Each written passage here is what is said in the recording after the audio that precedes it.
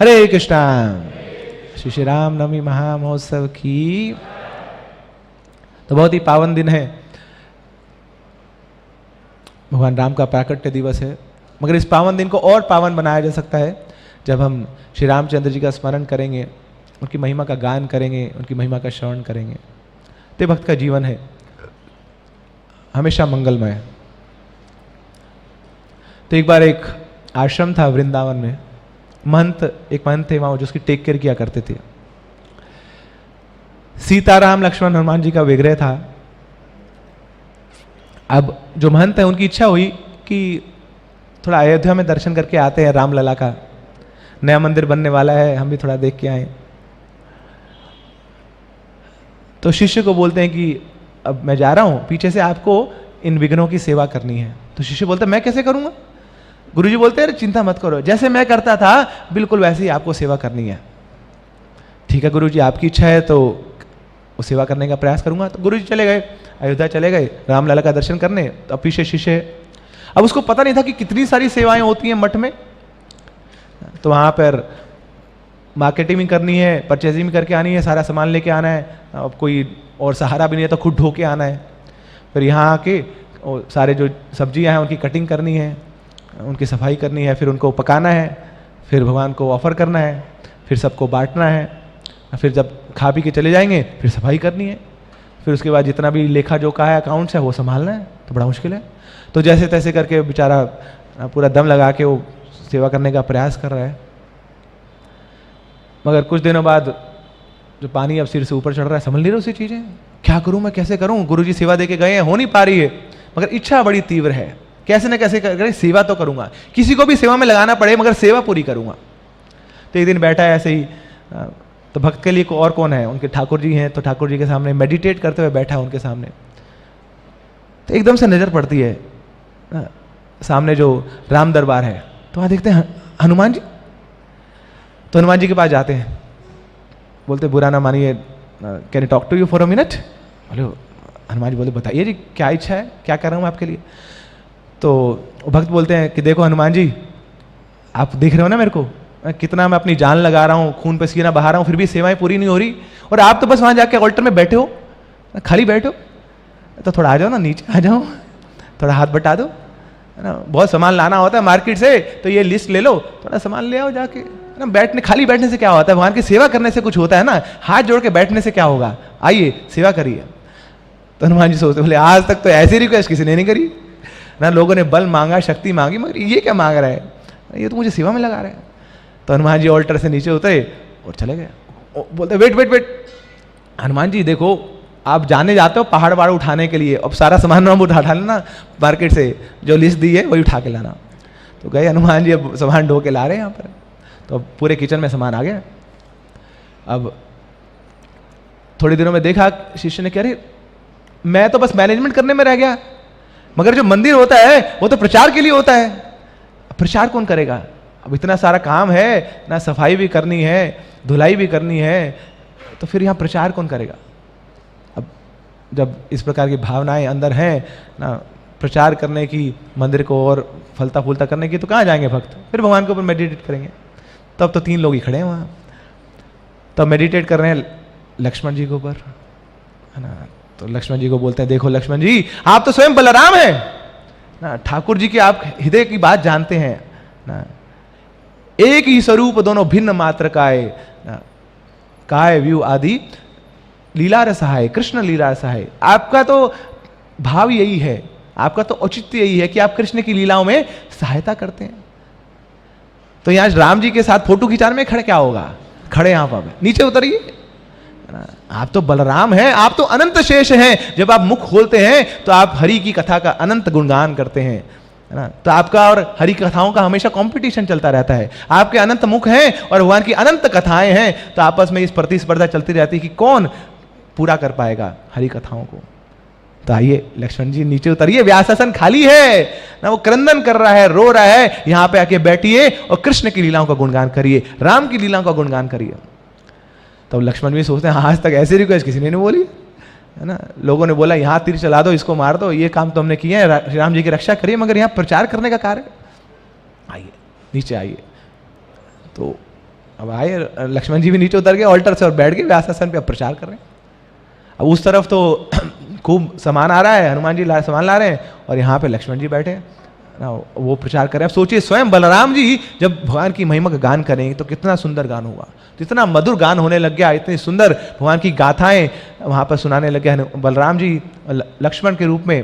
तो अब क्या हुआ, तो पब्लिक इतनी आने लगी, भगवान की लीलाएं इतनी आकर्षक है, इतनी मधुर है, और अगर जब ऐसे व्यक्ति से बोली जाए तो खुद स्वयं भगवान है तो कितना मधुरमय होगा वो। श्री श्री रुक्मिणी द्वारकाधीश श्री गौर नेता जगन्नाथ बलदेव सुतरमाई श्रीला प्रभुपाद की। तो यह व्यासासन से मधुर गाथाएं, मधुर कीर्तन और मधुर लीलाओं का आस्वादन कर रहे हैं भक्त, और धीरे धीरे पूरे ब्रज में ये बात फैल गई कि अरे इतना सुंदर एक कथावाचक आया है, और जब वो मुंह खोलता है तो क्या बताएं ना, अमृत वर्षा होती है वहां पे। तो मंदिर पूरा भरने लग गया, और मंदिर छोड़िए आसपास की चार दीवारी सब भरने लगी, पूरा हाउसफुल प्रोग्राम होने लग गया। अब ये बेचारे जो भक्त थे, शिष्य थे, सामान तो आ जाता था मगर खाना खुद पकाते थे, मगर इतनी रोटियां कैसे बेलें, इतनी पूड़ियां कैसे तलें, अभी तो लोग इतने आ रहे हैं, अब फिर क्या करेंगे ना। तब तो भक्तों का तो भगवान ही सहारा है। फिर दोबारा गए ऑल्टर के पास, और जैसे देखिए मेडिटेट करने ही आ रहे हैं, सीता मैया बोलते हैं वेट वेट वेट मैं आ रही हूँ, आई एम कमिंग। तो सीता मैया खुद उतर के आ जाती है, बोले मुझे पता है मेरी क्या सेवा है, मैं जा रही हूँ किचन में और मैं जाके पूड़ियाँ बेलूंगी, सब्जियाँ पकाऊंगी, चिंता मत करो, जितने लोग आने दो, मैं सबको पका के खिलाऊंगी, ठाकुर जी के भक्त है ना मेरे। तो अब तो मंदिर फूलने लग गया, फैलने लग गया, इतना ग्रो कर गया। अब सोचिए एक प्रोग्राम को हिट करने के लिए क्या चाहिए, इस्कॉन के प्रोग्राम को हिट करने के लिए दो ही चीज चाहिए ना, सुंदर कथा हो और सुंदर प्रसाद हो। तो यहाँ पे वही है, बलराम जी कथा कर रहे हैं, सीता मैया प्रसाद बना रही है, भगवान का भोग बना रही है। तो फलने लग गया, बहुत ग्रो करने लगे मंदिर। अब जब ग्रो कर रहा मंदिर तो फिर दान भी आने लगे ना, तो दान पेटियाँ कम पड़ने लगी, तो हर जगह दान पेटियाँ लगी, खूब दान देने लग गए हो ना, ये लो जी हमारे नाम से भी टाइल ले लो, हमारे नाम से भी टाइल ले लो ना, यहाँ पे अन्नदान की सेवा ले लो, तो डोनेशन बड़े बनने लगे। अब इतना पैसा होने लगा कि भाई साहब ये तो खजांची खुद कर ही नहीं पा रहे, पैसे गिन ही नहीं पाए, इतना टाइम है नहीं इनके पास। अब फिर भक्त क्या करता है, जाता है ठाकुर जी के पास।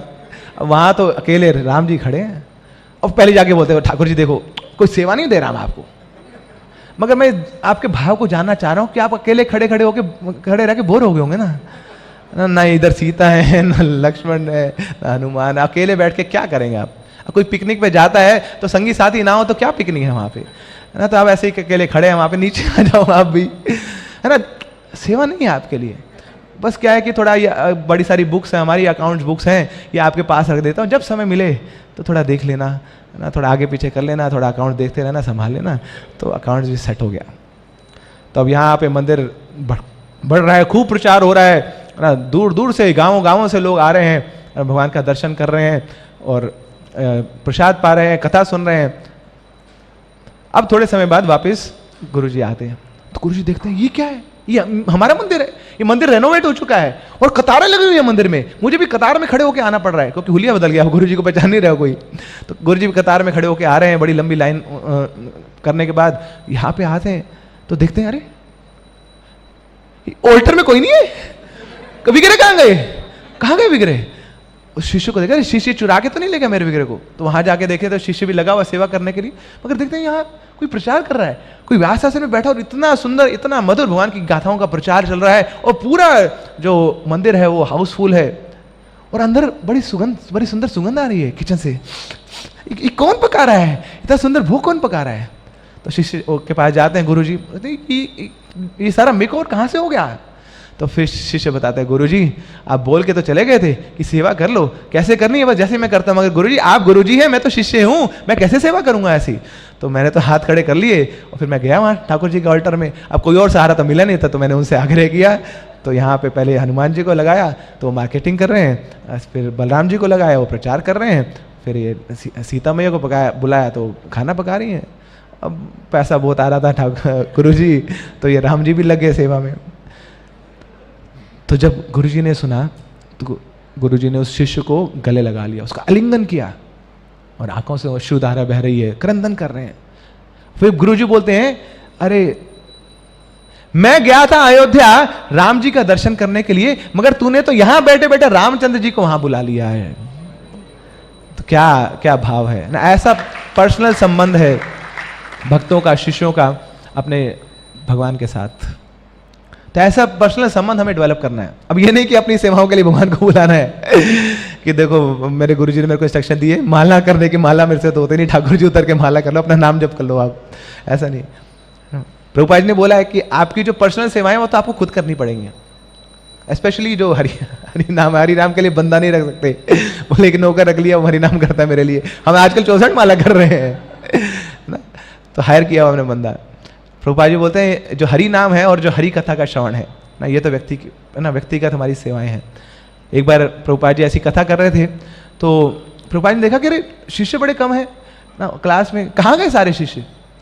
तो वहाँ प्रभुपाद जी खिड़की से देख रहे हैं कि जो शिष्य हैं वो बाहर वो झाड़ू लगा रहे हैं। तो प्रभुपाद जी ने बुलाया उनको, अरे क्या कर रहे हैं। स्वामी जी क्या करें, इतनी सारी सेवाएं हैं और हमें खुद से ही सारी सेवाएं करनी पड़ती हैं। प्रभुपाद बोले सॉरी, आप सेवा नहीं कर रहे हैं, आप इंद्रिय तृप्ति कर रहे हैं।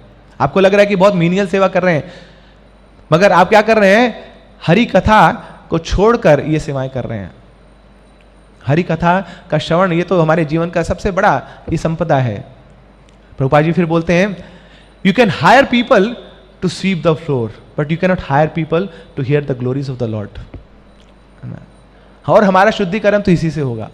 हाँ सेवा भी आवश्यक है, मगर कथा श्रवण के बाद जब हम सेवा करेंगे तब हमारे भक्ति जीवन की वो पूर्णता है। तो ऐसा पर्सनल संबंध हमें भगवान के साथ स्थापित करना है। मगर ये संबंध स्थापित होगा कैसे, तो हमारे आचार्य बताते हैं ये संबंध स्थापित होगा श्रवण करके और अध्ययन करके। तो जब हम रामायण जैसे ग्रंथों का अध्ययन करेंगे, श्रीमद् भागवतम जैसे ग्रंथों का अध्ययन करेंगे, तो हमारा भगवान के साथ एक बहुत ही प्रगाढ़ संबंध स्थापित होगा। तो श्रीमद् भागवतम वर्णन करती है, शृण्वता श्रद्धया नित्यम गृणतश्च सुचेष्टितम कालेन नाति दीर्घेन भगवान विश्वते हृदि।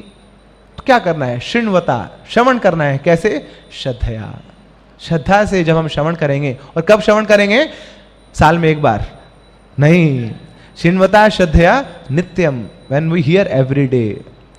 श्रद्धा से जब हम भगवान की कथाओं का प्रतिदिन श्रवण करेंगे तो क्या होगा, कालेन नाति दीर्घेण, कि बहुत लंबा समय नहीं लगेगा आपको, बहुत जल्दी, very quickly something will happen to you. क्या होगा, भगवान विश्वते हृदि, तो भगवान आपके हृदय में प्रवेश कर जाएंगे, आपके ना चाहते हुए भी। Even if you don't Dzire कि भगवान मुझे आपका नहीं चाहिए, तो भगवान क्या करेंगे, जैसे भगवान लंका में घुसे थे बिना बुलाए, तो ऐसे ही भगवान श्री रामचंद्र आपके हृदय में घुस जाएंगे और आपके हृदय को अपना मंदिर बनाकर वहां पर निवास करेंगे। तो ये है हमारे लिए रामनवमी, अपने हृदय में, अपने मन में भगवान का प्राकट्य कराना है। तो उसके लिए हमें निरंतर श्रवण करना है और निरंतर अध्ययन करना है। तो आज हमने सोचा कि ऐसा कुछ हम श्रवण करने का प्रयास करें जिससे भगवान श्री रामचंद्र जी बड़े प्रसन्न हों। अल्टीमेटली तो ये हमारे जीवन का लक्ष्य है, भगवान को प्रसन्न करना। तो भगवान के बड़े ही प्रिय भक्त हैं जटायु। तो आज हम जटायु उद्धार की लीला का श्रवण करने का प्रयास करते हैं। तभी सीता मैया की इच्छा हुई है, अरण्य कांड में चल रहे हैं हम, सामने एक सुनहरे मृग को देखा है। ऐसा अद्भुत दृश्य कभी देखा नहीं, ऐसा अद्भुत पशु कहीं देखा नहीं ना, सुनहरा लग रहा है। तो श्री राम जी को बताती हैं, तो रामचंद्र जी बोलते नहीं, मुझे तो नहीं दिख रहा है ना, ये तो कोई माया है ना, जो केवल तुम्हें प्रतीत हो रही है। This is some illusion. नहीं मैंने देखा है, अभी वो जाके वन में चला गया है, आप जाके उसको मेरे लिए लेके आइए, उसको अपना पालना चाहते हो, उसको अपने पास रखना चाहते हो। तो श्री रामचंद्र जी निकल गए उस मृग को ढूंढने के लिए, और पीछे से रावण आता है, रावण सीता मैया का अपहरण कर लेता है। तो हमारे आचार्य बताते हैं कि देखिए, सीता मैया की एक इच्छा, उस मृग को पाने की एक इच्छा से क्या क्या नहीं खो दिया उन्होंने। श्री रामचंद्र जी का सानिध्य खो दिया, लक्ष्मण जी से रुष्ट हो गई, उनका सानिध्य खो दिया, अपनी जो प्रोटेक्शन है, सुरक्षा है, उसको खो दिया, अपनी शांति खो दी। केवल क्या करने से, एक इच्छा करने मात्र से जो भगवान से विपरीत है, एक इच्छा। शंकराचार्य बताते हैं, अंगम गलितम पलितं मुंडम दशनवहीनं जातं तुंडम वृद्धो जाति गृहीत्वा दंडम तदापि न मुंचति आशा पिंडम। राम सिया राम जय जय राम, राम राम सिया राम जय जय। तो शंकराचार्य बता रहे हैं अंगम गलितम, है ना, हमारे अंग हमारे गलने लग जाते हैं ना, जर्जर होने लग जाते हैं। पलितम मुंडम, और ये जो बाल है धीरे धीरे टूटने लग जाते हैं, फिर सफेद हो जाते हैं, फिर मुड़ जाते हैं हम। दशनवहीनम जातम टुंडम, और एक एक करके ये जो दांत है बाहर आ जाते हैं, है ना। तो ये शरीर का हाल हो रहा है, मगर उसके बावजूद तदापि ना मुंचती आशा पिंडम, आशा का जो पिंड है, जो हमारी इच्छाएं हैं, वो खत्म नहीं होती। तो इतनी तो इच्छाएं करते हैं, कितनी इच्छाएं करते हैं हम। एक जगह मैंने सुना था कि एक दिन में एक व्यक्ति कितनी इच्छा कर लेता है, एटलीस्ट 30,000 30,000 इच्छाएं हो जाती है। सोचिए, एक इच्छा करने मात्र से सीता मैया का ये हाल हो गया। हम तो पता नहीं कितनी लाखों करोड़ों इच्छाएं करते रहते हैं, क्या हाल होगा हमारा, क्या गति होगी हमारी, सोच भी नहीं सकते हम। तो ये सीता मैया का अपहरण हो गया है और रावण हंस रहा है और सीता मैया चिल्ला रही हैं और जोर जोर से पुकार लगा रही हैं, हे वनवासियों, हे पशुओं, हे पक्षियों, हे भूमि, हे आकाश, हे चंद्रमा, हे सूर्य, मुझे बचाओ बचाओ, इस राक्षस के प्रहार से मुझे बचाओ। कोई लाभ नहीं है, पुकार रही है बस। फिर बोलती, हां मैं जानती हूं तुम मुझे बचा नहीं सकते, क्योंकि तुम डरते हो इस रावण से, इसके प्रकोप से, बहुत भयंकर है, मैं भी जान गई हूं। मगर मैं तुमसे अपने बचाव की अब कामना नहीं करती हूं, मगर एक इच्छा मेरी पूरी कर दो,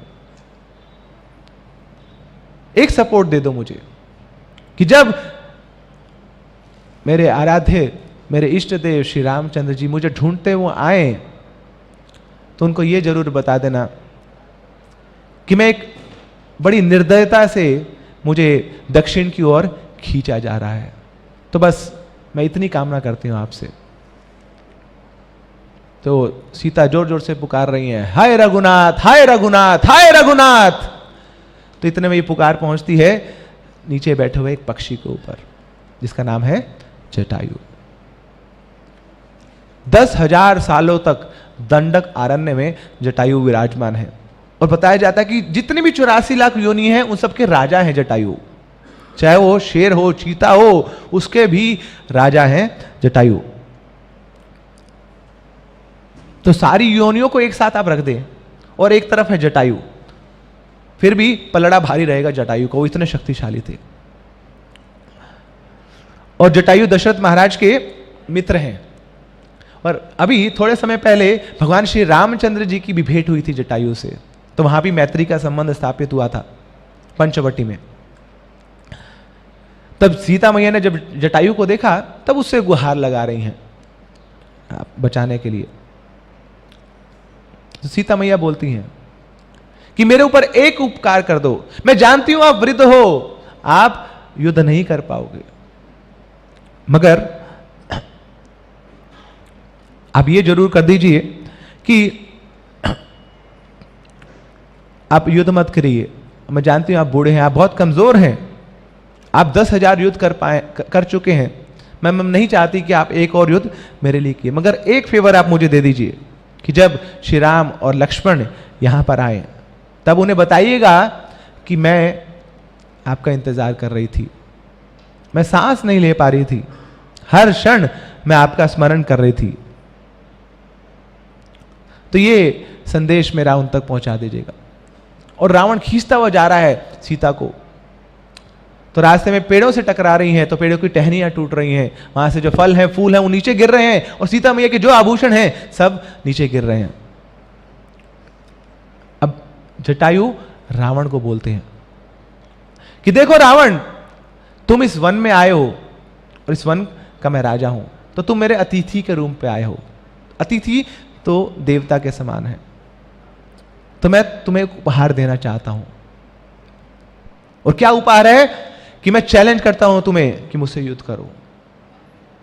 मेरी सीता मैया को तुम लेके जा रहे हो, तब तुम्हें पहले मुझसे युद्ध करना होगा। तो इस प्रकार चैलेंज करते हैं जटायु। अब जटायु जैसे ही रावण के पास जाते हैं तो रावण क्या करता है, एक लगाता है उनको और वो जटायु नीचे गिर जाते हैं, लहूलुहान हो जाते हैं। अब अपनी एनर्जी को दोबारा से वो संजो के फिर दोबारा से प्रयास करना चाह रहे हैं, अंत समय तक प्रयास करना चाह रहे हैं। तो अपनी सांसों को अंदर रोक लेते हैं और जटायु खुद से बोलते हैं कि नहीं, मुझे जीवित रहना होगा, अपनी सांसों को मुझे बचाना होगा, ताकि मैं श्री रामचंद्र को ये संदेश दे पाऊं जो सीता मैया ने मुझे बोला है। अब जटायु सोचता है कि ठीक है, मैं कुछ प्रहार नहीं कर पा रहा हूं, तो अपने मुख से कुछ प्रचार करूं। अब उनकी इच्छा है उपदेश देने की रावण को। बोलते हैं, रावण ये क्या कर रहे हो तुम किसी दूसरे की पत्नी को अपने बल पर उठाना चाहते हो। ये कहां की सभ्यता है? ये पराक्रम नहीं है, ये कायरता है। तुम तो कुत्ते की भांति हो। कुत्ता यही करता है ना, जब ब्राह्मण यज्ञ कर रहे होते हैं तो पीछे से चुरा के भाग जाता है। अगर तुम चाहते हो सीता को, तो आओ, सभ्य रूप से युद्ध करके, युद्ध में विजयी होकर तुम सीता को लेके जाओ। मगर ये क्या कायरता है? पीछे से जब उनके पति नहीं है ना, जब उनके लक्ष्मण नहीं है, पीछे से तुम चुरा ले जा रहे हो, ये तो कायरता है। अब जटायु बोलते हैं कि रावण, तुम एक सियार के समान हो। सियार क्या करता है? वो शेर के जो डन है उसमें घुस जाता है जब शेर वहां नहीं है, और उसका जो भोजन है उसको चुराने का प्रयास करता है। मगर इतने में शेर आता है, शेर दहाड़ता है, और जब वो शेर दहाड़ता है तो फिर सियार के चिथड़े उड़ जाते हैं। तो तुम रावण, तुम जैसे सियार के भी चिथड़े उड़ेंगे जब श्री रामचंद्र रूपी शेर वहां पे पहुंचेंगे। तो ज्यादा समय नहीं है तुम्हारे पास, अभी भी मेरी वाणी को स्वीकार कर लो। ये जो वचन मैं तुम्हें बता रहा हूं, इनको अपने शुभ के रूप में, अपने हित के रूप में इनको स्वीकार करो। मैं तुम्हारा शुभ चिंतक हूं। अगर रावण सुनने को तैयार नहीं है, जटायु बोलते हैं कि तुम्हें बहुत दूर जाने की आवश्यकता नहीं है, मैं तुम्हें पकड़ के लेके जाऊंगा और स्वयं श्री रामचंद्र के चरणों तक लेके जाऊंगा, मुझ पर विश्वास करो। जटायु बोलते हैं, तुम्हारे पास इतनी शक्ति है, मैं थका हुआ हूं, तुम बड़े युवा हो और मेरा शरीर तो जर्जर हो चला है, मैं बूढ़ा हो चला हूं। तुम्हारे पास इतने सारे अस्त्र हैं, शस्त्र हैं, मेरे पास तो बस मेरी एक चोंच है। तुम्हारे पास 10 मुख हैं, मेरे पास तो एक छोटा सा पक्षी वाला मुख है। तुम्हारे पास रथ है, तुम्हारे पास सारथी है, तुम्हारे पास सैनिक है, और मैं तो अकेला हूं। मगर इसके बावजूद मुझे इन चीजों की आवश्यकता नहीं है। मैं अकेला काफी हूं तुम्हारा संहार करने के लिए, तुम्हारे साथ युद्ध करने के लिए। तो ये जैसे सुना रावण ने, तो उसका खून उबलने लगा, पूरा क्रोधित हो गया, आग बबूला हो गया। अब रावण ने तीर चलाना शुरू किया। तो एक तीर चलाया तो उस तीर से हजारों तीर निकलने लगे। अब जटायु ने क्या किया? केवल अपने पंख फड़फड़ाए और सारे तीर नीचे गिर गए। और क्रोधित हुआ रावण, अब और तीर चला रहा है। अब क्या किया? जटायु ने फिर पंख फड़फड़ाए और फिर वापस वो जो तीर है वापस रावण को जाके मार फेंके। अब रावण का रथ है, किस पे बैठा है? कौन सा रथ है उसका? ना, गधे हैं, गधों का रथ है, गधा है ना, तो गधे के ऊपर गधा बैठा है। तो जैसे ही वो तीर लगे तो सारे गधे मर जाते हैं वहां पर। अब फिर अब जटायु का करते हैं, अब जटायु एक और प्रहार करते हैं तो उससे रावण के रथ को छिन्न भिन्न कर देते हैं। अब रथ नहीं है तो आगे कैसे बढ़ेंगे? अब फिर जटायु क्या करते हैं? रावण के जो अस्त्र है उसको खत्म कर देते हैं। अब एक ही अस्त्र है रावण के पास, वह है धनुष। तो धनुष को भी पकड़ के उसको तोड़ देते हैं। अब रावण और क्रोधित हो रहा है तो एकदम से जटायु को पकड़ने का प्रयास करते हैं और जटायु गायब हो जाते हैं। वह खुश होता है मर गया जटायु, मर गया। अक्रूर देखते हैं कि जटायु पुनः से वहां पे आ गया है। तो ये देखकर अब सीता मैया हंसती है रावण के ऊपर कि ये मायावी है, सचमुच में मायावी है, माया के अंतर्गत है, इसको खुद ही नहीं पता कि माया क्या है, ये भगवान की माया को नहीं जानता है। अब जटायु रावण के पीछे है और रावण की वो जो गंदी सड़ी हुई दुर्गंधित जो उसकी कमर है उस पर चोंच मारते हैं और उसका जो मांस है रावण का वो निकाल लेते हैं बाहर और वहां से लहू बह रहा है और ऐसे लग रहा है कि कोई नालियां, गंदी गंदी नालियां वहां से बह रही हैं लहू की, और उठा के थूकते हैं जटायु उसका जो मांस निकाला है रावण का। खून की नदियां बह रही हैं वहां पर, हर जगह खून ही खून है और रावण को समझ नहीं आ रहा है कि खून किसका है, अभी भी खुश हो रहा है, उसको लग रहा है कि ये जटायु का खून है, उसका अपना लहू बह रहा है। ये है माया, है ना। हमें लगता है कि बड़े खुश हैं, है ना, संसार में हमारे पास धन आ गया, ऐश्वर्य आ गया, वी आर वेरी हैप्पी। मगर यही जो धन है, यही जो ऐश्वर्य है, हमारे बंधन का कार्य भी बन जाता है। संसार में जिस व्यक्ति से, जिस वस्तु से जितना सुख प्राप्त करते हैं हम, उसी वस्तु से और उसी व्यक्ति से उतना ही दुख भी मिलेगा। ये शास्त्र तो बोलते हैं, मगर न्यूटन बाबा भी बोल के गए हैं, to every action there is equal and opposite reaction. तो जहां पे एक्शन किया वहीं से रिएक्शन आता है। आप बॉल से दीवार पे मारेंगे तो दीवार वापस उसी बॉल को मारेगी। तो जिस व्यक्ति से सुख लिया है उस व्यक्ति से दुख भी मिलेगा 110%। इसको ये सही है। तो रावण वो भ्रम में है कि कहां से वो लहू निकल रहा है और खुश हो रहा है, अपना ही लहू बह रहा है, उसको देख के खुश हो रहा है। तो जटायु खूब लड़ाई कर रहे हैं और ये देखकर सारे जो पशु पक्षी हैं वो चिल्ला रहे हैं। क्यों? क्योंकि जो वन है ना वहां तो शांति रहती है, मगर इस रावण के कारण ना, इस दुर्दैवी व्यक्ति के कारण यहाँ पे सब अशांति फैली हुई है, यहाँ पे हिंसा हो रही है, यहाँ पे लहू बह रहा है। तो पशु पक्षियों को भी स्वीकार नहीं है। जब लॉकडाउन हुआ था तो देखिए कितना सुनहरा सब एटमॉस्फेयर हो गया था, सारा एनवायरमेंट। वो जो नदियां थी और पुनः से वो ब्लू हो चली थी। जो सारे वन थे, उपवन थे, बगीचे थे, सब हरे हो चले थे। क्यों? क्योंकि अब कोई डिस्टर्ब करने वाला नहीं है, उनको कोई एक्सप्लॉइट करने वाला नहीं है। तो ये आदमी खुश थे अपने घरों में बंद रहकर, और वहां पर जो प्रकृति थी वो खुश थी, है ना, क्योंकि अब कोई डिस्टर्बेंस नहीं है। तो यहाँ पे सारे पशु पक्षी चिल्ला रहे हैं, नहीं क्या माहौल है ये, इस रावण के कारण सब यहाँ अमंगल सा लग रहा है। और अब रावण वापिस से पुनः प्रहार करता है जटायु के ऊपर, और जटायु ऐसे घूमते घूमते घूमते घूमते सीधा आकर भूमि पर गिर पड़ते हैं। और ऐसे लगता है कि पूरा फव्वारा सा फूटा है खून का, और नीचे खून का पहाड़ सा बन गया है।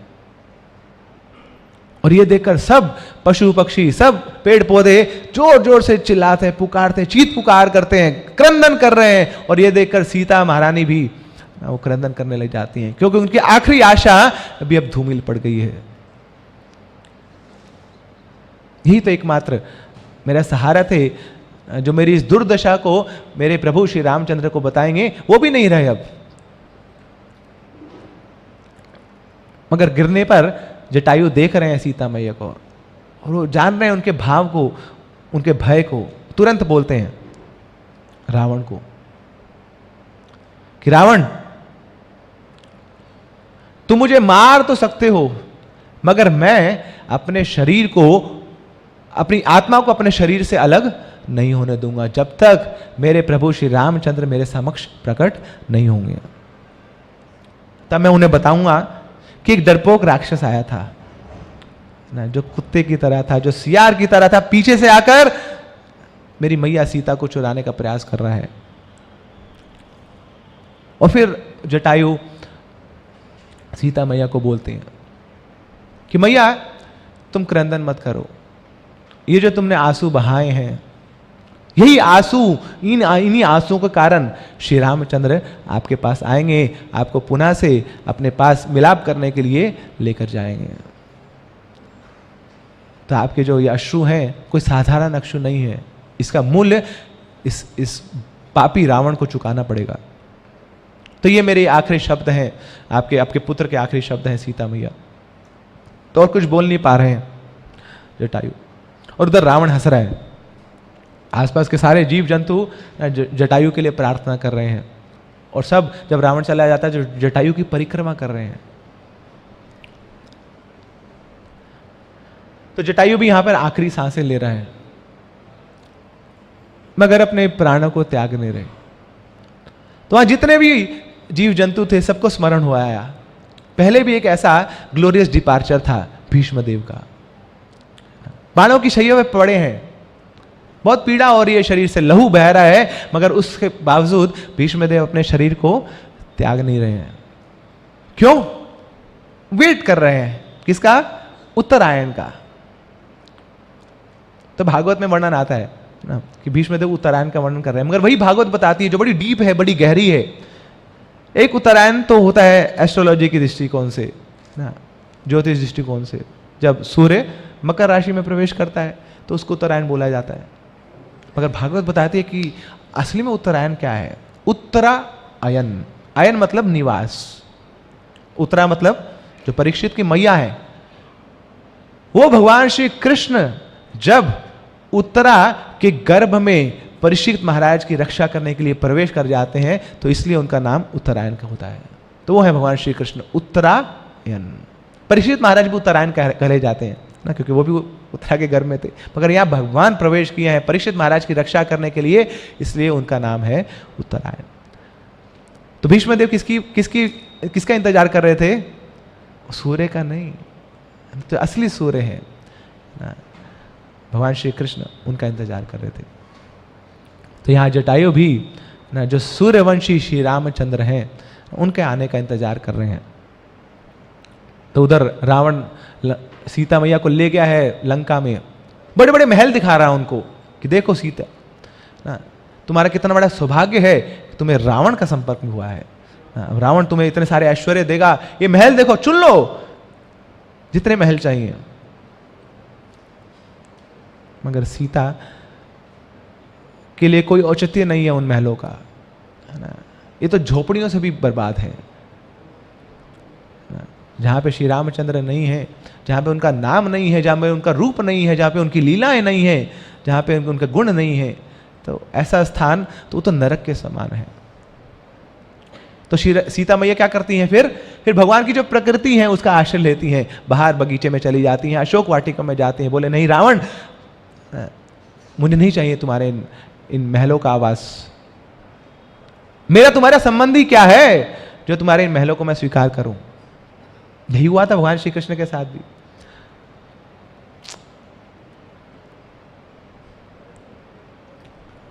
दुर्योधन ने पुकारा था, बुलाया था, आग्रह किया था, आइए स्वामी जी, आइए हमारे घर में, आइए हमारे महल में, आइए 56 भोग बनाए हमने आपके लिए। और उधर वो ब्राह्मणी है ना, जिसके पास कोई धन नहीं है, भगवान के लिए वो साग बनाया है, खिचड़ी बनाई है। ठाकुर जी बोलते मैं वहां जा रहा हूं, why should I come to you Duryodhan, what is the relationship between you and myself, है ना, कोई संबंध नहीं हमारा, है ना, मैं तो वहां चला जाऊंगा, है ना, जहां पे मेरा संबंध है, जहां बेशक वो सूखी रोटी क्यों ना मिल रही हो, वहां पे मुझे आनंद मिल रहा है। तो सुदामा क्या उस सूखे चिड़वे को भगवान खा लेते हैं जो सुदामा अपनी कांच में छुपा के लाए हैं। भक्त भावग्रही जनार्दन। तो जैसे हनुमान वो मैनाक पर्वत जैसे ऐश्वर्य को छोड़ा है, ऐसी सीता मैया ने धिक्कार जताया उन सब ऐश्वर्यों को रावण के। अब यहां पर श्री रामचंद्र और लक्ष्मण पहुंचे हैं पंचकुटी पे, और ये क्या, कहां गई सीता, कहां गई, चिल्ला रहे हैं, सीता का नाम पुकार रहे हैं, कोई रिस्पांस नहीं आ रहा है। अब वही भाव ना जो सीता मैया का था, चीत पुकार कर रही थी, वायु से, भूमि से, आकाश से, पेड़ों से, पौधों से, नदियों से, पहाड़ों से। अब श्री रामचंद्र जी का भी यही हाल है। तुम जानते हो सीता कहां है, कोई तो बताओ सीता कहां है, क्या मूक बधिर हो चुके हो तुम सब लोग, बताओ सीता कहां है, मैं आदेश देता हूं, बताओ सीता कहां है। No response. किसी की इच्छा नहीं है बोलने की, सब जानते हैं, मगर क्या बताएं ना, किस मुंह से बताएं कि हम तो धरे के धरे रह गए और ये रावण ना हमारी माता को यहां से अपहरण करके ले गया। तो सचमुच में ऐसा मुख बधिर हो जाना अच्छा है। भगवान की सेवा नहीं कर पाए तो क्या लाभ है इस शरीर का। भगवत भक्ति ही नस्य जाति शास्त्रम जपस्तपा अप्राणस्य देहस्य मंडनम लोकरंजनम। भगवत भक्ति है नहीं, सेवा का भाव है नहीं, है ना। सुबह सुबह तैयार तो हो जाते हैं, सेंट सुंट लगा लेते हैं, बड़े सुंदर कपड़े पहन लेते हैं, क्या फायदा है ऐसे तैयार होने का। This is decoration of a dead body only ना। चलता फिरता मुर्दे हैं हम लोग, अगर हृदय में राम भक्ति नहीं है, कृष्ण भक्ति नहीं है। तो कोई रिस्पॉन्ड नहीं कर रहा है रामचंद्र जी को। अब लक्ष्मण देखते हैं कि कुछ हिंट्स मिल रहे हैं उनको ना। सब पशु पक्षी आकाश में दक्षिण की ओर देख रहे हैं, आकाश में देख रहे हैं और दक्षिण की ओर देख रहे हैं। और यहां पे नीचे कुत्ते जो है ना वो उनकी धोतियां पकड़कर उनको खींच के लेके जा रहे हैं एक पर्टिकुलर दिशा में, दक्षिण दिशा में। तो सब उनको प्रयास कर रहे हैं ले जाने के लिए। तो वहां जाके देखते हैं श्री रामचंद्र दूर से देखते हैं कि कोई लाल सा पहाड़ है। ये क्या है ना, ऐसा लग रहा है कोई गिद्ध है यहां पर, और सब लहूलुहान है। और जब पास जाके देखते हैं तो ये तो गिद्ध है, ये तो जटायु है। और ये क्या किया, जटायु तुमने सीता को मार दिया, ऐसा तुम्हारा लोभ, तुमने अपनी मां को मार दिया, भोग करने की इतनी प्रवृत्ति है तुम्हें। अब श्री रामचंद्र ने तुरंत अपना धनुष बाण उठाया और मारने जा रहे हैं उस तड़पते हुए जटायु को। मगर तुरंत जटायु बोलते हैं, हे श्री राम, हे दशरथ नंदन राम, मैं आपकी सेवा नहीं कर पाया। हां मैं दोषी हूं, मैं इस आपके बाण को स्वीकार करने के लिए मैं बिल्कुल तैयार हूं, मगर कुछ क्षण दे दीजिए मुझे अपनी व्यथा को व्यक्त करने के लिए। मैं आपका बहुत बड़ा दोषी, मैं अपराधी हूं आपका। मैं जब जीवित था तो सीता मैया का अपहरण हो गया, और मैं मरने जा रहा हूं तो मैं उनकी व्यथा को व्यक्त भी नहीं कर पा रहा हूं, कुछ नहीं कर पाया। तो अब यह सुनते ही श्री रामचंद्र जी अपना धनुष बाण नीचे रखते हैं और देखते हैं, जटायु ये क्या हुआ, तुम्हारे पैर कहां हैं, तुम्हारे पंख कहां हैं, ये तुम्हारी चोंच पे चोटें लगी हुई हैं, क्या क्या हुआ जटायु। तो फिर जटायु सारी गाथा का वर्णन करते हैं, बताते हैं कि वो बदसूरत रावण, उसका इतना दुस्साहस, मेरी मैया का वो अपहरण करके जा रहा है, मैया चिल्ला रही है, चीत पुकार कर रही हैं, चाह रहे हैं कि कोई उनकी रक्षा करे। क्या करे भगवान, हम बद्ध जीवात्मा हैं, हम बंधे हुए हैं इस डेस्टिनी से, कुछ नहीं कर पाए हम, तो मुझे माफ कीजिए ना। मैं कितना अभागा हूं कि ना तो मैं उनको बचा पाया हूं और ना अपने शरीर को मैं त्याग कर पा रहा हूं। तो ये भक्तों की महिमा है। They're all exalted devotees of the Lord. हमें यहां पर अपने गुरु के द्वारा दिए हुए 4 नियमों को पालन करने के लिए, 16 माला को जप करने के लिए बहुत बहुत स्ट्रगल करना पड़ता है। भगवान के भक्तों की सेवा करने के लिए ऐसा लगता है कि कोई पहाड़ टूट पड़ा हमारे ऊपर। शास्त्र पढ़ने के लिए बहुत जी जान लगानी पड़ती है, बहुत मेहनत करनी पड़ती है, अपने आप को रेगुलेट करने के लिए साधना चार्ट भेजना पड़ता है, वो भी महीने 2 महीने में एक बार भेजते हैं। कितना स्ट्रगल है हमारी लाइफ में, इतना मुश्किल है, इतना प्रयास करना पड़ता है हमें। और अगर सब कुछ सही चल जाए फिर हम 7वें आसमान में पहुंच जाते हैं, सीना चौड़ा हो जाता है, देखो 16 माला करते हैं हम, कितने महान भक्त हैं हम, आज हमने सेवा करी है, पता आपको। ये सेवा नहीं है, ये भक्ति नहीं है। भक्ति तो ये है जो जटायु सिखा रहे हैं हमें।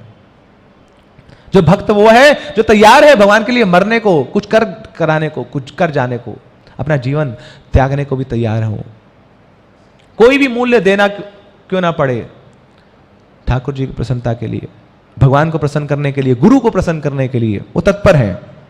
तिरस्कृता विप्रलब्धा शप्ता शिप्ता हतापि नास्य तत्प्रति कुर्वन्ति तद्भक्ता प्रभवोपि। A devotee of the Lord, even if he or she is defamed, criticized, cheated, neglected, or even killed, he is not ready to take revenge. वो वापिस से रिएक्ट नहीं करना चाहता है। जो भी उसके जीवन में होता है वो स्वीकार करता है अपने कर्मों, वो सोचता है कि ये मेरे कर्म ही हैं। सारी परिस्थितियों को, सारे जनों को वो स्वीकार करता है, उसके बावजूद भगवान की भक्ति में वो लगा रहता है। यह है भक्त। रशिया बताया जाता है ना कि जहां पर सबसे ज्यादा भक्त हैं। Second from India, Russia is having the most number of devotees, but that is just the tip of the iceberg.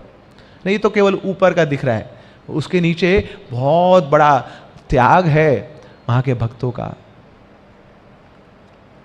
Communist country है, वहां पर आप पुस्तक वितरण नहीं कर सकते हैं।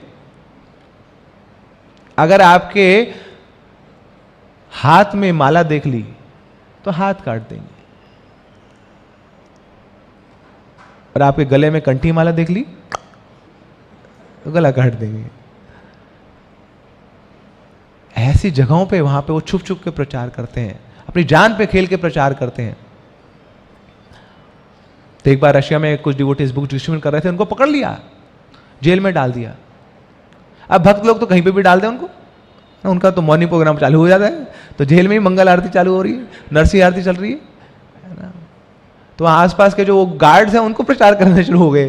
कहीं तो किसी को करेंगे प्रचार, कस्टमर चाहिए हमें। तो कस्टमर तो सारी कस्टमर है ना, तो चाहे जेल के अंदर हो चाहे जेल के बाहर हो, सभी कस्टमर है, कष्टों में मर रहे हैं सब, तो वहां पे प्रचार कर रहे हैं। तो फिर वहां के लोगों ने, जो अधिकारियों ने सोचा भैया इन लोगों को छोड़ दो, है ना, ये जेल में जितने ज्यादा भयानक है बाहर उतने कम है ना, तो जेल में प्रचार कर रहे हैं, छोड़ो इनको। बाहर जाके फिर प्रचार कर रहे में लगे वो। तो एक भक्त को 37 बार जेल में डाला गया। अब उसको बोल दिया कि ये आखिरी वार्निंग है, इसके बाद ना तू जेल में डालने लायक बचेगा नहीं, खत्म कर देंगे तुझे। उसके बाद भी वो मान नहीं रहे। फिर उस भक्त को अपना शरीर छोड़ना पड़ा, और उस समय तो ऐसी मैसिव वहां पर रेवोल्यूशन होगी, डेमोन्स्ट्रेशन हो रहे हैं, मार्चेस हो रहे हैं, कि एक भक्त को ना ऐसा पनिशमेंट दिया गया। तो अपनी जान पे खेलने को तैयार है भक्त। बड़ी सुंदर पुस्तक है ना, हम सबको पढ़नी चाहिए, सॉल्टेड ब्रेड। कितने लोगों ने पढ़ी है? No one. तो इसका एक छोटा सा दृष्टांत है, रशियन भक्त की कहानी है। तो एक भक्त को जेल के अंदर डाल दिया गया। उसने भक्त डिवोटी ने बोला कि ले लो मेरे से जितना भी जो भी कुछ है सब कुछ ले लो। तो भक्त क्या किया है, वहां चला गया। अब उसके पास कुछ नहीं है, एक माला है, माला पे बैठ के जप करता रहता है। अब जो जेलर्स हैं देख रहे हैं, जेल में रह के भी इतना खुश है ना, ये तो मस्ती में रह रहा है अपनी, सांद्रानम विशेष आत्मा, है ना, ये तो खूब आनंद में है। आनंदम अम्बुति वर्धनम, है ना, every day is a festival for his. मनसो महोत्सवम, ना, इसका मन तो हमेशा महोत्सव मूड में रहता है, फेस्टिवल मूड में रहता है। जेल के अंदर इतना खुश कैसे है ये? अच्छा, इसके पास ये माला है, माला खींच ली। अब उनको ब्रेड दी जाती थी वहां खाने के लिए, सूखी ब्रेड। तो उस डिवोटी ने क्या किया, उस ब्रेड को में थोड़ा सा पानी मिलाया, उसकी छोटी छोटी गोलियां बनाई, और फिर उसको जोड़ दिया आपस में, उसकी माला बनाई। उस माला पे हरे कृष्णा कृष्णा कृष्णा हरे हरे, हरे राम राम राम हरे।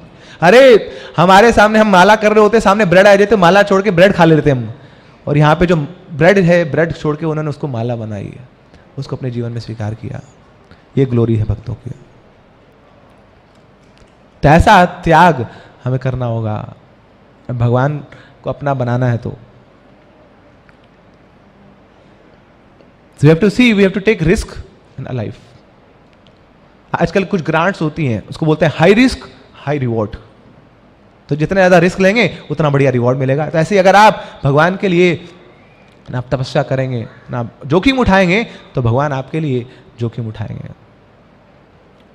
किसी ने पूछा प्रभुपाद जी से, प्रभुपाद जी ये यशोदा मैया ही भगवान की मैया क्यों है, और कोई क्यों नहीं है, बाकी लोग सब लोग सेवा क्यों नहीं करते क्या? तो फिर प्रभुपाद जी ने बोला यशोदा मैया ही भगवान की मैया है, क्योंकि यशोदा मैया ने बीड़ा उठाया है अपने कंधों पर भगवान को उठाने का, उनका बोझा उठाने का, उनके लिए टेंशन लेने का, एंजाइटी लेने का। तो हर समय एंजाइटी में रहती है, टेंशन में रहती हैं यशोदा मैया भगवान के लिए, इसलिए वो यशोदा मैया है। इसलिए आप भी टेंशन लो, आप भी एंजाइटी में लो भगवान के लिए, तो आप भी भगवान के निजी बन जाएंगे। मगर हाँ, टेंशन जरूर है हमारे पास, एंजाइटी जरूर है, मगर अपने लिए है। चिंताम अपरिमेयम च, पूरे जीवन भर चिंता में रहते हैं क्योंकि हमारी इच्छाएं पूरी नहीं हो रही हैं, जो मैं चाहता हूं वैसा नहीं हो रहा है, जो मैंने ख्वाब देखे वो पूरे नहीं हो रहे हैं, इसलिए मैं चिंता में हूं। मगर अब वो समय आ गया कि हमें भगवान के लिए ख्वाब देखने हैं, उनकी प्रसन्नता के लिए, उनको खुश करने के लिए, गुरु के जो आदेश है उनको पूरा करने के लिए अगर हम ख्वाब देखेंगे तो जीवन में कोई चिंता नहीं होगी। तब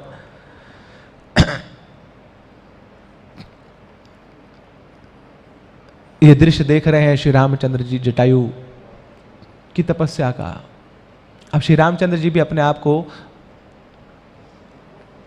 अपनी भावनाओं को वो अपने में समेट नहीं पा रहे हैं, उनके आंखों से भी अश्रु बह रहे हैं कि कैसे हैं मेरे भक्त। यही तो नहीं समझ आता भगवान को कि मेरे भक्तों में कितनी भक्ति है मेरे लिए, ये भगवान की समझ से परे है। वैसे तो भगवान पूर्ण है, पूर्णस्य पूर्णमादाय है, मगर पूर्णता में अपूर्णता भी आती है। पूर्ण तभी होगा ना कि उनके पास सब कुछ होगा। तो संसार में एक चीज है अपूर्णता भी, तो भगवान के पास वो अपूर्णता भी है। क्या अपूर्णता है कि अपने भक्तों को समझ नहीं पाते हैं, उनकी भक्ति को समझ नहीं पाते हैं, भगवान के भक्तों का भगवान के प्रति कितना प्रेम है भगवान उसको जान नहीं पाते हैं। तो यहाँ भगवान नहीं समझ पा रहे कि ऐसा क्या है मेरे अंदर कि ये जटायु मेरे लिए मरने को तैयार है, अपने शरीर से इतना कष्ट मिल रहा है, उसके बाद उस शरीर को त्याग नहीं रहा है, मेरा इंतजार कर रहा है सेवा के लिए। हरिदास ठाकुर को 22 बजारों में पीटा गया, कोड़े मारे गए मुसलमानों के द्वारा कि छोड़ो, ये हरिनाम करना छोड़ो। मगर क्या निकला हरिदास ठाकुर के मुख से? खंड खंड होई दे जदी जाए प्राण, तबु आमी वदने ना छाड़ी हरिनाम। खंड खंड हुई दे, मेरे शरीर के टुकड़े टुकड़े कर दो, मगर उसके बावजूद हरि नाम लेना छोड़ूंगा नहीं। यही तो मेरा असली जीवन है, यही तो मेरा प्राण है, ये तो मेरी असली संपदा है।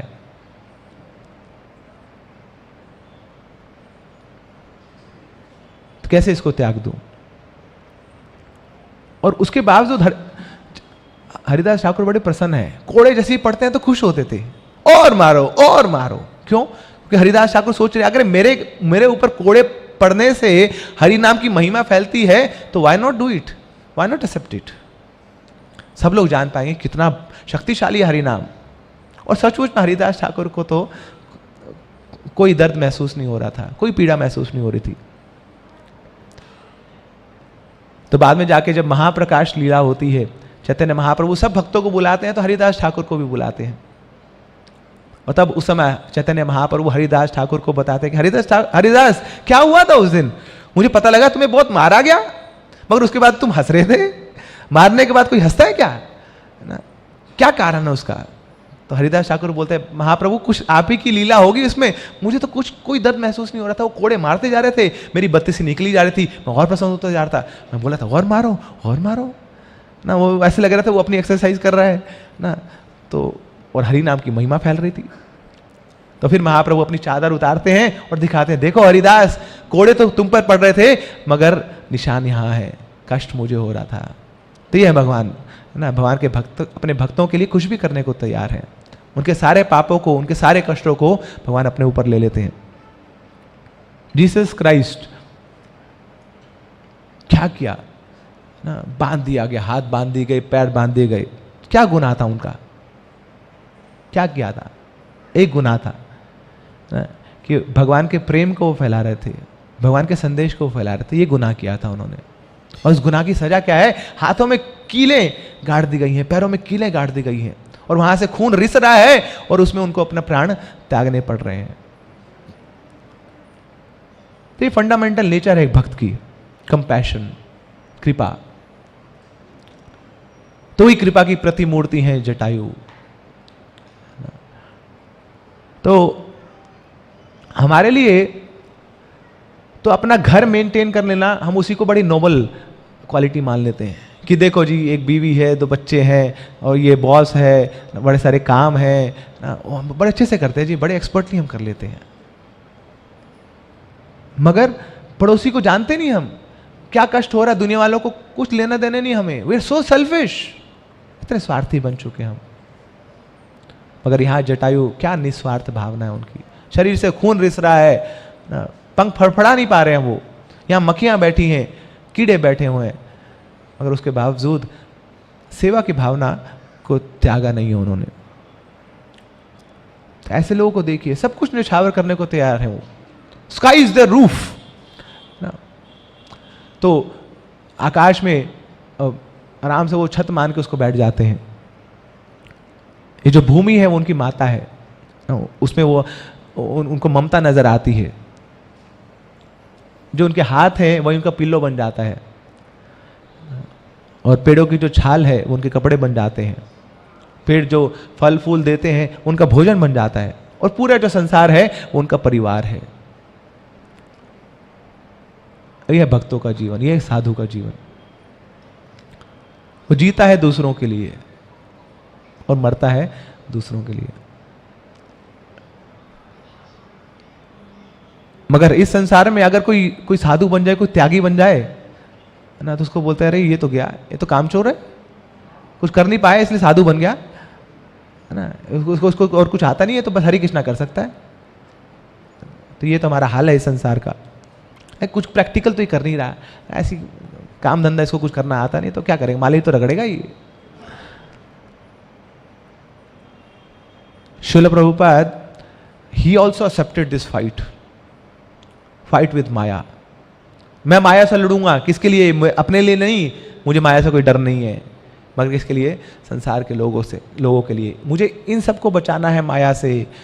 मम माया दुरत्या, ये जो माया है भगवान की बड़ी दुरत्या है, बड़ी खतरनाक है, ये चिथड़े उतार देती है सबके। तो मुझे इन सब जीवात्माओं को बचाना है, इनके हृदय में कृष्ण भक्ति का इंजेक्शन मुझे लगाना है। प्रभुपाद तो आराम से बैठे थे राधा दामोदर मंदिर में, है ना, राधा दामोदर के प्रतिदिन दर्शन किया करते थे। क्या पड़ी थी उनको ब्रज छोड़ के, उतनी सुंदर स्थली को छोड़कर अमेरिका जाने की? एक ही कारण था, करुणा, हृदय की करुणा। उनको वहां रहने नहीं दे रही थी। संसार के लोग ना इतने ताप में है, इतने कष्ट में है, मुझे उनका उद्धार करना है। तो यहां जटायु पड़े हुए हैं खून के उस पहाड़ के ऊपर। श्री रामचंद्र जी क्रंदन कर रहे हैं उनको देखकर। अब जटायु की इच्छा है कि मैं अपने पड़ फड़फड़ाऊं, श्री राम जैसे कुछ मैं उनका सानिध्य प्राप्त करूं, कुछ उनका आलिंगन करूं, मगर कुछ कर नहीं पा रहे हैं। प्रयास करते हैं मगर पर आधे छिन भिन है, कुछ कर नहीं पा रहे हैं। बस रो सकते हैं, आंखों से अश्रु बहा सकते हैं। तो ये जो जटायु है वो दर्शाता है भगवान के शुद्ध भक्त को। सीता मैया है वो भक्ति को दर्शाती हैं, और ये जो रावण है ये माया को दर्शाता है। और उधर है श्री रामचंद्र जी जो स्वयं साक्षात भगवान है। तो जो भक्त है वो तैयार है माया से लड़ने के लिए। क्यों? क्योंकि वो सब जीवात्मा को माया से बचाना चाहता है, भ्रम से बचाना चाहता है, और सबको भगवान से पुनः स्थापित करना चाहता है। तो चैलेंज को स्वीकार करता है। तो एक भक्त को जब चैलेंज दिया जाता है तो उस चैलेंज को कैसे लेता है वो, कि मेरे भगवान मेरे साथ कुछ खेल खेल रहे हैं। पिताजी क्या करते हैं, बच्चे को कई बार ऊपर उछालते हैं ना, कितना ऊपर उछालते हैं, ऐसे थोड़ी फेंक दिया ऊपर मत देखे तू आकाश छू क्या, इतना उछालते हैं ताकि वो बच्चा संभल पाए। तो बच्चा भी शुरू में तो डरता है, अरे कहाँ फेंक दिया, मगर उसके बाद थोड़े समय बाद जब उसको उछाला जाता है तो खुश होता है, हंसता है वो, है ना, उसका मुख खिल जाता है ना। जैसे कई बार आप बच्चे से मिलते हैं तो क्या करते हैं, उनको उछालते हैं, तो उस बच्चे की हंसी हम लेना चाहते हैं, उसका आस्वादन करना चाहते हैं। तो ऐसे ही भगवान भी हम जैसे बच्चों के साथ हमें खेल खेलते हैं हमारे साथ। तो शुरू में हल्के से कुछ वो टेस्ट लेंगे, चैलेंज नहीं देंगे हमें, उतने ही देंगे जितने हम संभाल पाए, है ना, ज़्यादा ऊपर नहीं उछालेंगे कि पता लगा कि हमारी श्रद्धा ही टूट गई भगवान में। मगर उसके बाद जो भगवान के भक्त हैं, वो जब उनके जीवन में चैलेंजेस आते हैं तो क्या जानते हैं कि अरे भगवान खेल खेल रहे हैं मेरे साथ, तो भक्त खुश होते हैं ना, एक स्माइल देते हैं भगवान, I know this is all Krishna's arrangement, now Krishna is playing with me. तत्ते अनुकंपाम सुसमीक्षमानो भुंजाने वात्मम कृतम विपाकम हृदवाग वपुर्भि विदधन नमस्ते जीवेत यो मुक्ति पदे सदाए भाग। तो ब्रह्मा जी बता रहे हैं कि एक भक्त है, वो क्या करता है, उसके जीवन में जितने भी कष्ट आ रहे हैं उसको भगवान की अनुकंपा मानते हुए सब सहन करता है, भक्ति में लगा रहता है। कैसे? हित वाग वपुर भी, अपने हृदय से, अपनी वाणी से, अपने शब्दों से, अपने शरीर से भगवान की सेवा में लगा रहता है। तो ऐसा भक्त मुक्ति का पात्र बन जाता है। इस शरीर में रहते रहते उसको मुक्ति मिल जाती है। जो क्या कर रहा है, केवल जो भी उसके जीवन में कष्ट आ रहे हैं, बाधाएं आ रही हैं, उनको सहन कर रहा है और अपने भजन में लगा हुआ है। किसी को ब्लेम नहीं कर रहा है, किसी को क्रिटिसाइज नहीं कर रहा है। जो कुछ हो रहा है या तो मेरे कर्म है या भगवान की इच्छा है, वो खेल खेल रहे हैं मेरे साथ। अब श्री रामचंद्र जी जान पा रहे हैं कि जटायु मुझसे मिलना चाह रहा है, भगवान तो हृदय में बैठे हैं ना उस जटायु के, तो तुरंत उसका आलिंगन करते हैं, उसका जो पूरा शरीर है अपनी भावों से भर देते हैं।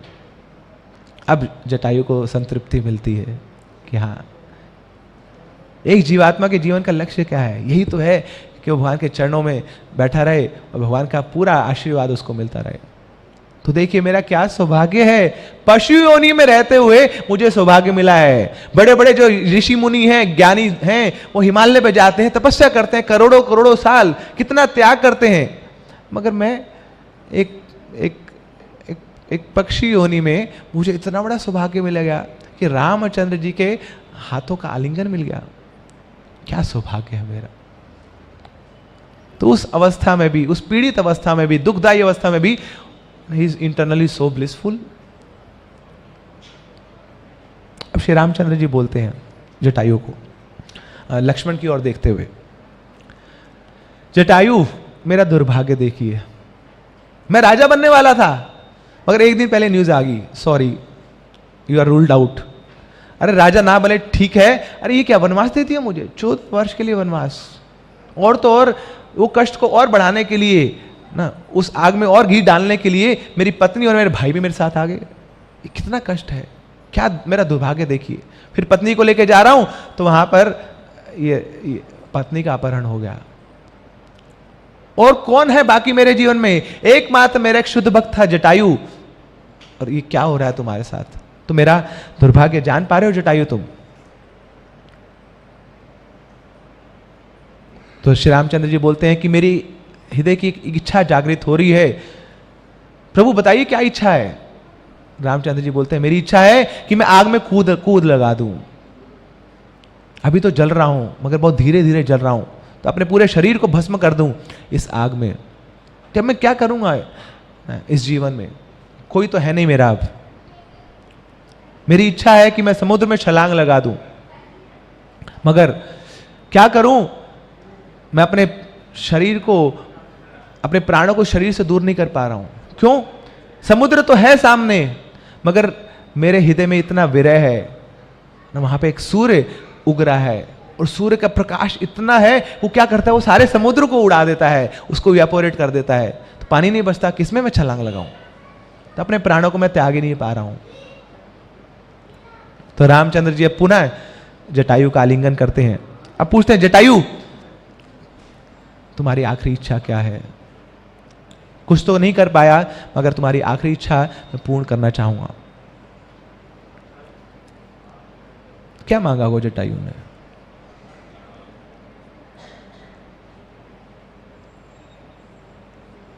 भगवान मुक्ति दे दो,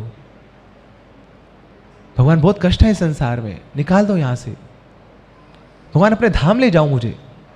नहीं, न नाक पृष्ठम न च पारमेष्ठ्यम न सार्वभौमम न साधिपत्यम तो ऐसा कुछ नहीं मांगा कि मुझे ब्रह्मलोक दे दो, मुझे मुझे आप देवताओं का लोक दे दो, मुझे नीचे के लोगों का आधिपत्य दे दो, मुझे भूलोक में बड़ी सारी शक्तियां दे दो। नो, क्या मांगा जटायु ने कि भगवान अगली बार अगर ये रावण मेरे सामने आता है तो मुझे इतनी शक्ति देना कि इसको वहीं पे मैं उसका खंडर बना दूं, उसकी समाधि बना दूं। ये मेरी इच्छा पूरी कर देना।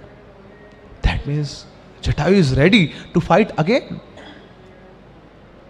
he is ready to serve again, he is ready to take all those challenges again, but with empowered vision, एक नए शक्ति के साथ, एक नए भाव के साथ वो पुनः सेवा करना चाहते हैं। ये है भक्त का जीवन। मम जन्मनि जन्मनीश्वरे भवताद भक्तिर अहेतु की त्वयि, कि जन्म पर्यंत जन्म मैं आपकी अहेतु की भक्ति करता रहूं। यह है जटायु के जीवन का सार, सेवा। अब श्री रामचंद्र जी बोलते हैं कि जटायु, अब तुमने मांगा है तो तुम्हारी इच्छा तो जरूर पूर्ण करूंगा मैं, मगर इससे पहले एक प्रश्न है मेरा। क्या प्रश्न है? कि कोई व्यक्ति युद्ध करता है तो सामने वाले शत्रु को देखकर उसकी शक्ति को भाप के युद्ध किया जाता है, मगर जटायु तुमने अपनी बुद्धि का प्रयोग क्यों नहीं किया?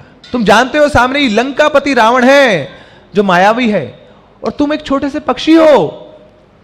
सो what propelled you, what inspired you to fight with this demon Ravan? ऐसा क्या हो गया कि आपको इस रावण से युद्ध करना पड़ा? तो जटायु बोलता है, भगवान जिस समय रावण सीता मैया का अपहरण कर रहा था तो उस समय एक बड़ा ही स्पेसिफिक मुहूर्त चल रहा था जिसको विंध्य मुहूर्त कहा जाता है, और विंध्य मुहूर्त में करा हुआ कोई भी कार्य वो सफल हो जाता है, उसका सफल होना निश्चित है। तो इस रावण ने ये कार्य किया है, सीता मैया का अपहरण किया है, तो मुझे क्या करना था? इस मुहूर्त को बस पास करना था। तो मैंने उस सीता मैया का अपहरण होने नहीं दिया। 48 मिनट तक, एक मुहूर्त तक मैं युद्ध करता रहा।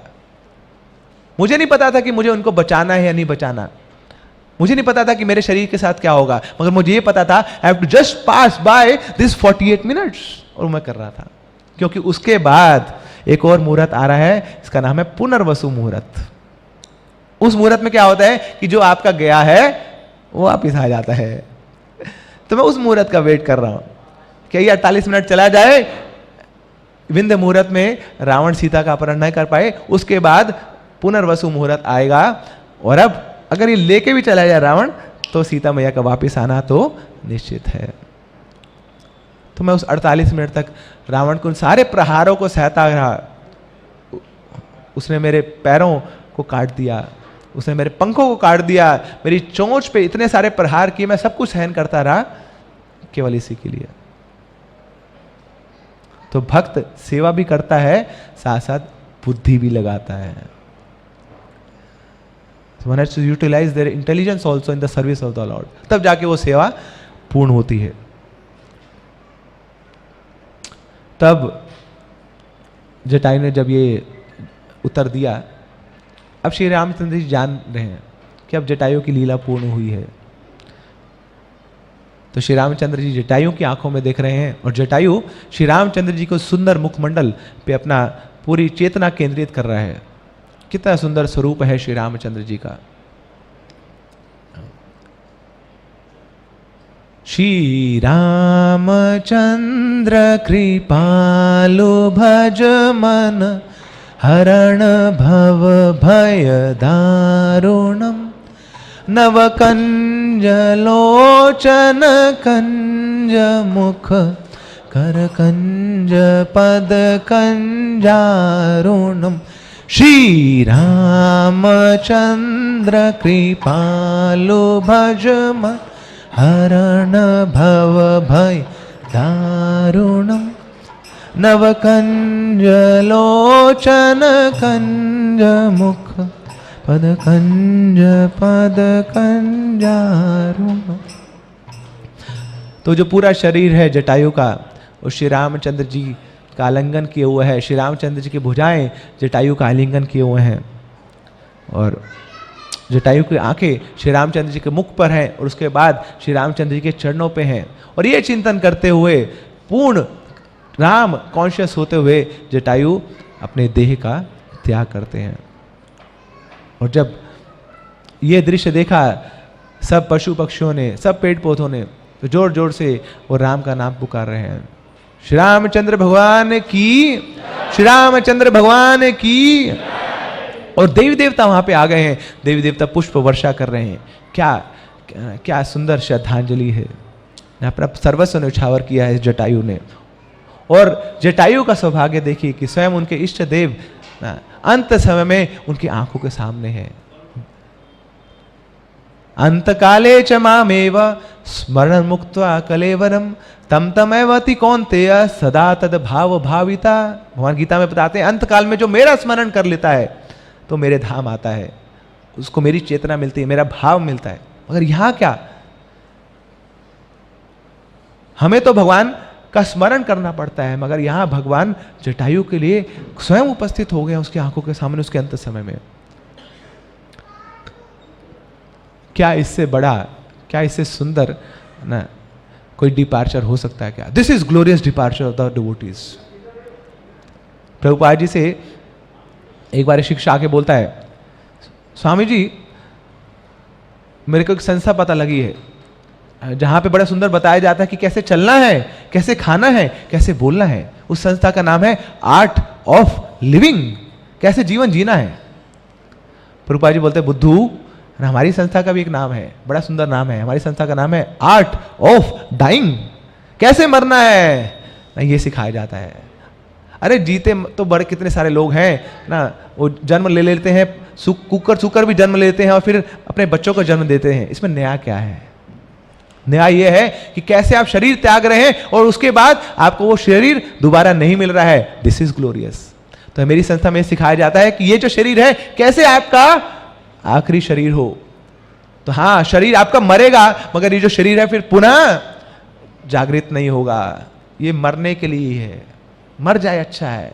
Let this life time be my last life time. तो ये सिखाया जाता है श्रील प्रभुपाद की संस्था में। श्रील प्रभुपाद की। तब श्री रामचंद्र जी लक्ष्मण को बोलते हैं, oh Lakshman, now let us do the antyeshti sanskar. तो लाओ फ्यूनरल पायर लाओ ना, रॉयल फ्यूनरल पायर बनाओ और अब हम दाह संस्कार करेंगे जटायु का। तो स्वयं भगवान ने अपने हाथों से जटायु का दाह संस्कार किया। तो सब भक्तों को वही भीष्म देव का स्मरण हुआ। और श्री रामचंद्र जी जान रहे हैं कि आगे चलकर मैं आऊंगा चैतन्य महाप्रभु के रूप में, और ऐसे ही मेरा भक्त आएगा हरिदास ठाकुर के रूप में। तो हरिदास ठाकुर ने भी इच्छा करी थी कि ठाकुर जी, ओ चैतन्य, मैं भी अपने प्राणों का त्याग करना चाहता हूं, मगर कैसे? आपके जो चरण कमल हैं वो मेरी छाती पे हों, मेरे जो नेत्र हैं वो आपके चरणों पे हों, और मेरे मुख पर आपका सुंदर नाम हो। ऐसी जब स्थितियां हों तब मेरा गमन हो इस शरीर से। और भगवान ने सारी इच्छाएं पूर्ण करी थी हरिदास ठाकुर की। तो यहां बहुत कुछ सिखा रहे हैं जटायु अपने इस जीवन से, अपने चरित्र से। पहला लेसन है कि is ready to give up everything for the Lord. भगवान के लिए वो सब कुछ त्यागने को तैयार है, सब कुछ सर्वस्व न्यौछावर करने को तैयार है।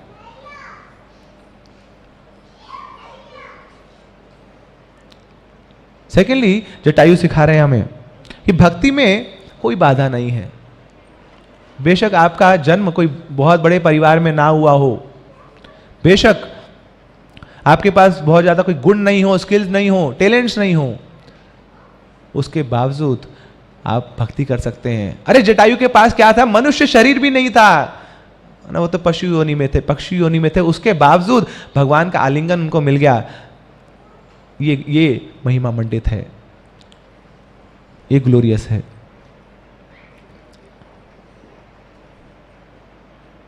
उन लोगों का कहना क्या जिनको तो मनुष्य जन्म मिला है। मनुष्य जन्म पाइया, राधा कृष्ण ना भजिया, जानिया सुनिया विष खाई नू। कि मनुष्य जन्म मिला, उसके बाद आपने राधा कृष्ण का भजन नहीं किया तो आपने सोच समझ कर क्या खाया है, जहर खा लिया है। ये हमारे आचार्य बताते हैं।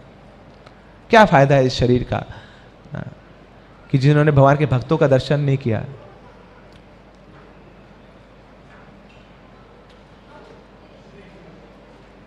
अक्षणो फलम तादृशा दर्शनम ही, तनो फलम तादृशा गात्र संघा, जीवा फलम तादृशा कीर्तनम ही, सुदुर्लभा भागवता इह लोके। क्या फायदा है उन आंखों का जिन्होंने भगवान का और भगवान के भक्तों का दर्शन नहीं किया। क्या फायदा उस शरीर का जिन्होंने भगवान के भक्तों की सेवा नहीं करी। क्या फायदा है उस मुख का, उस जीवा का जिन्होंने भगवान की गाथाओं का वर्णन नहीं किया। क्योंकि ऐसे जो भगवान है और भगवान के भक्त हैं वो सुदुर्लभ हैं। पता नहीं कितने कितनों जन्मों बाद मौका मिलता है भक्ति करने का, प्रमाणिक गुरु का आश्रय प्राप्त करने का। बहुनाम जन्म नाम अंते, ब्रह्मांड भ्रमिते कोनो भाग्यवान जीव, गुरु कृष्ण प्रसादे पाए भक्ति लता बीज। पता नहीं कितने ब्रह्मांड घूम घूम के आए हैं, कितनी योनियों में धक्के खा के आए हैं। कभी स्पाइडर की योनि में, कभी क्रोकोडाइल की योनि में, कभी कुत्ते बिल्ली की योनि में, पता नहीं कहाँ कहाँ चीची पू पू क्या क्या करके आए हैं हम लोग। अब जाके मनुष्य जन्म मिला है, उसके बावजूद हमारी इच्छा नहीं हो रही हरि भक्ति करने की, राम भक्ति करने की। तो क्या क्या लाभ है इस मनुष्य जन्म का। फिर आगे एक और शिक्षा दे रहे हैं जटायु कि जटायु क्या करना चाह रहे हैं, स्त्री की रक्षा के लिए अपने आप को न्यौछावर करने के लिए तैयार हैं। तो बता रहे हैं कि कितनी महत्वपूर्ण है ये जो सोसाइटी की हमारी पार्ट है स्त्रियां। कई बार लोग स्त्रियां बोलते हैं अरे we are all equals to man, मगर हमारे शास्त्र बताते हैं you are not equal, you are much much bigger and greater than man ना। आप स्त्रियों को तो पूजा जाता है, वो तो माँ है, वो तो ममता है उनके हृदय में। माँ का दर्जा है कोई नहीं ले सकता है। माँ का अपने संतान के साथ जो संबंध है that is one of the purest, उससे बड़ा उससे पावन कोई और संबंध है नहीं। तो यहाँ जटायु बता रहे हैं कि इस प्रकार समाज में स्त्रियों की रक्षा होनी चाहिए, चाहे अपने आप को, अपने शरीर को क्यों ना त्यागना पड़े। तो ये जटायु का चरित्र है जो क्षण क्षण प्रति क्षण हमें श्री राम जी का स्मरण कराता है। श्रुतस्य पुंसाम शचिर समरस्य नानुजसा सूरी भी इडी तो अर्थ तत्तद्गुणानुश्रवण मुकुंद पादारविंद हृदयेषु येषाम। कि बहुत श्रम करके जब हम भगवान की लीलाओं को श्रवण करते हैं जन्मों जन्मों तक, शुचिरा बहुत लंबे समय तक, तो फिर भगवान हमें उपहार देते हैं। क्या उपहार देते हैं? हमें भगवान अपने भक्तों की लीलाओं का श्रवण करने का मौका देते हैं। तो आज रामनवमी के महामहोत्सव पर हमें भगवान ने मौका दिया है, हम अपने कर्णों को, अपने जीवा को हम प्योरीफाई कर पाएं, शुद्ध कर पाएं भगवान के इस महान निस्वार्थी अहेतु भक्त जटायु का चरित्र का स्मरण करने का हम प्रयास कर पाएं। तो भगवान तो बहुत कुछ मैजिकल कर सकते हैं और करते हैं क्योंकि वो भगवान है, मगर जब हम भागवत में गजेंद्र, ध्रुव, प्रहलाद ऐसे भक्तों के चरित्र का श्रवण करते हैं तब हमें लगता है कि अरे हमारे लिए भी आशा है, वी ऑल्सो हैव होप। कि जगाई मधाई जैसे लोग जितने पापी धापी हैं उनको कृष्ण प्रेम मिल गया। ये जो गजेंद्र है, हाथी है, उसको कृष्ण प्रेम मिल गया। ये जो प्रहलाद है उसका पिता राक्षस है, ऐसे घर में उसका जन्म हुआ है, उनको भगवान ने खुद आके अपना दर्शन दिया। तो मैं इतना पापी धापी तो नहीं हूं, इतना गिरा हुआ तो नहीं हूं, मेरे लिए भी आशा है। तो इस आशा के साथ हम इस रामनवमी महामहोत्सव को सेलिब्रेट करें ना, श्री रामचंद्र जी के भाव में हम अपने गोते लगाएं ना, उसके जो अमृत सागर है ना उसमें डूबने का प्रयास करें। और एक जो प्रमुख शिक्षा हम अपने साथ लेके जाएं वो है सेवा की। भक्ति का मतलब तभी है जब सेवा हो उसमें। तो जब हम सेवा करने की इच्छा, वो लोभ हमारे हृदय में बना रहेगा, तब तक हम भक्ति में हैं। और जब ये इच्छा हृदय से चली जाएगी, जब हमें लगने लगेगा कि हाँ ना अब हम भक्ति में बहुत ऊंचे हो चुके हैं ना, हमें बहुत पांडित्य आ चुका है, हम बहुत सारे लोगों को जानते हैं, बहुत सारे लोग भक्ति में हमसे बाद में जुड़े हैं, हम बहुत सीनियर हो चुके हैं, अब हम सेवा नहीं करेंगे, हम सेवा करवाते हैं। तो जब ये भावना आ जाएगी तो फिर श्री रामचंद्र जी पुनः हमारा संग छोड़ के चले जाएंगे। अगर हम चाहते हैं कि जटायु की भांति अंत समय तक भगवान हमारे साथ रहें, भगवान का दर्शन हो, तो फिर जटायु को वो भाव भी हमें अनुग्रहित करना होगा, वह सेवा का भाव, निस्वार्थ सेवा का भाव। तो कैसे सेवा करी जटायु ने? नमक की भांति।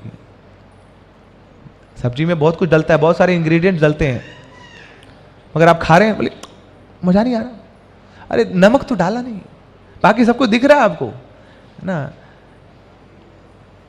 हल्दी भी दिख रही है आपको, मसाले भी दिख रहे हैं उसमें, जो मस्टर्ड सीड्स हैं वो भी दिख रहे हैं, जीरा भी दिख रहा है, टमाटर भी दिख रहा है, वेजिटेबल्स भी दिख रही हैं, मगर जो नमक वो दिखता भी नहीं है, मगर उसकी प्रेजेंस कब पता लगती है? जब उसकी एब्सेंस होती है। अरे नमक तो है नहीं। ऐसे ही भगवान के जो शुद्ध भक्त है वो क्या करते हैं? बैकग्राउंड में सेवा करते रहते हैं ना, सपोर्ट करते रहते हैं सिस्टम को, है ना, खड़े हुए हैं कि जहां भी आवश्यकता पड़ेगी हम है ना, हम ठाकुर जी की सेवा में लगे हुए हैं। तो क्रेडिट नहीं लेना चाहते हैं, सेवा में लगा रहना चाहते हैं। बहुत उनको कष्ट भी हो रहा है, पीड़ा भी हो रही है, मगर स्वीकार कर रहे हैं उन सब पीड़ा को। प्रगाढ़ प्रेमेरा स्वभाव आचार, निज दुख विघ्नादि न करे विचार। तो ये प्रगाढ़ प्रेम का स्वभाव है कि भगवान की सेवा में लगे रहेंगे और अपने ऊपर दुख आएंगे, विघ्न आएंगे, बाधाएं आएंगी, उसका कोई लेना देना नहीं, उसके ऊपर कोई विचार नहीं है। तो भगवान के भक्त ना तो कोई क्रेडिट चाहते हैं और ना ही उनकी कोई इच्छा है, मगर एक इच्छा जरूर है, सेवा करने की। तो नमक की भांति है। मगर जब वो भक्त नहीं होते हैं तब उनकी याद आती है, अरे वो कहाँ गए वो भक्त, वो सेवा में लगे हुए थे, उनके बिना सेवा नहीं हो रही है। तो जब हम इस प्रकार से भगवान की भक्ति में लगते हैं, गुरु की भक्ति में लगते हैं, तो गुरु के बहुत निजी हो जाते हैं। These are called trusted devotees of the Lord. To being loved is very easy, but to being trusted, that is the most difficult. किसी के प्रेम डेवलप करना बहुत आसान है। It just take 3 words. I love you. बहुत आसान है, 3 शब्द बोलो, प्रेम हो गया। मगर उस प्रेम को मेंटेन करना सबसे मुश्किल है, क्योंकि उसमें जान जाती है, उसमें समय जाता है, उसमें भावनाएं आती हैं। तो जब वो हम मेंटेनेंस पे जोर देते हैं तो हम ट्रस्ट वर्दी बन जाते हैं। तो ये जो जटायु है भगवान का ट्रस्ट वर्दी भक्त है। ऐसे ट्रस्ट वर्दी भक्तों के लिए भगवान अपना धाम छोड़ के, अपना सब कुछ त्याग करके उनकी सेवा में अंत समय में उपस्थित हो जाते हैं। श्री रामचंद्र भगवान की, रामनवमी महामहोत्सव की, श्री जटायु की, जगत गुरु श्रील प्रभुपाद की, ताई गौर प्रेमानंदे। Hare Krishna. Thank you very much.